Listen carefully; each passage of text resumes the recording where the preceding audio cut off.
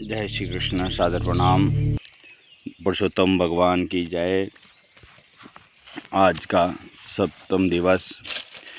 सूर्य कहने लगे, हे तपोधनों, भगवान विष्णु और श्री कृष्ण के वचन सुनकर नारद जी अत्यंत प्रसन्न हुए, परंतु फिर भी प्रश्न करने लगे।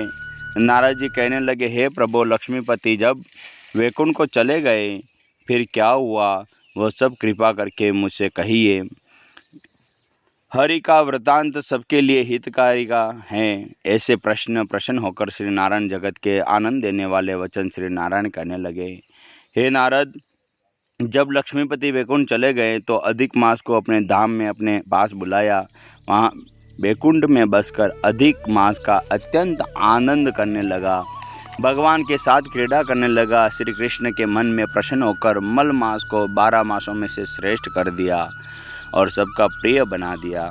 इस प्रकार भक्तवत्सल भगवान युधिष्ठिर और द्रौपदी की कृपा के देखते हुए अर्जुन से बोले, हे राजसिंह, दुख में डूबे हुए के कारण तुमने तपोवन में आए पुरुषोत्तम का आदर नहीं किया और वृंदावन चंद्र का प्रिय मास आपके वन में रहने से अनजाने से चला गया।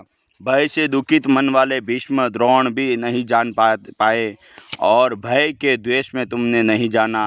वेद व्यास जी से प्राप्त विद्या आराधना से लगे भयंकर युद्धशाली अर्जुन इंद्रप्रस्थ गए और उसके दुख से दुखित आप लोगों ने मैं नहीं जाना। अंत अब क्या करना चाहिए? मनुष्य को प्रारब्ध भोग अवश्य भोगना पड़ता है। जिस प्रकार से ज्ञानेंद्रिय और कर्मेंद्रिय भगवान 10 इंद्रियों को हर व्यक्ति को दिए, ज्ञान को बोध कराने वाली जो मन से चलने वाला है, ज्ञानेंद्रिय ज्ञान कराने में उत्तम इंद्रियां हैं और कर्म को करने के लिए हाथ पैर से मुख से आँख से जो कर्मेंद्रियां है, जो काम करने वाली इंद्रियां हैं। इसी प्रकार से पुरुषोत्तम मास में ज्ञान और ज्ञानेंद्रियां और कर्मेंद्रियों को मिलाकर भगवान अभी अधिक से अधिक अपने मन को श्री हरि भगवान पुरुषोत्तम के चरणों में ध्यान करके अपने जीवन का धन्य करना चाहिए। इसी प्रकार से भगवान का क्रियाकलाप सर्व मनुष्य के हितकारी चतुर्गुण वाली सुंदरी होने के कारण पिता अत्यंत इस प्रकार से प्रारब्ध में जो कुछ प्राप्त होता है निमित्त जोड़कर भगवान की कृपा से अपने पास बंधु बांधव से हर प्रकार से भगवान हरि को जो प्रिय हो जाता है उसके लिए सब दुख का हरण करते हैं। उसे इस प्रकार बारंबार रोते हुए विलाप करते हुए सुनकर उनके वन में रहने वाले ब्राह्मण सोचने लगे कि अत्यंत करुणा भरे स्वर से तपोवन में कौन रोता है।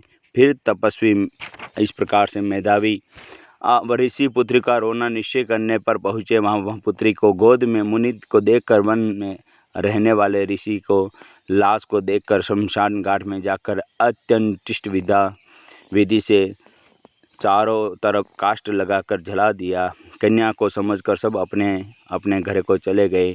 कन्या ने धैर्य धारण किया, यथाशक्ति खर्च करके अपने पिता का और्ध्वदेहिक क्रिया किया। इसी प्रकार से भगवान का आज का सप्तम दिवस श्री हरि पुरुषोत्तम भगवान के चरणों में कर हम अधिक से अधिक भगवान का जप, अधिक से अधिक दान, अधिक से अधिक यथाशक्ति अनुसार। दान में कोई धन की आवश्यकता नहीं है। धर्म को धन से नहीं जोड़ा गया, धर्म से कर्म को जोड़ा गया। अपने हाथों से किया गया कर्म धर्म के बराबर है, पर सात्विकता और शुद्धता और विचारों से प्रसन्न होकर जप तप नियम दान और अपने आसपास में क्रोध को छोड़कर सब क्रिया को करना ही और लोभ से रहित सब क्रिया को अपने जीवन को सार्थक बनाना चाहिए। जय श्री कृष्ण। श्री हरि पुरुषोत्तम भगवान के चरणों में बारंबार प्रणाम करते हुए आज की कथा को विश्राम देते हैं। जय श्री राधे, जय श्री कृष्ण।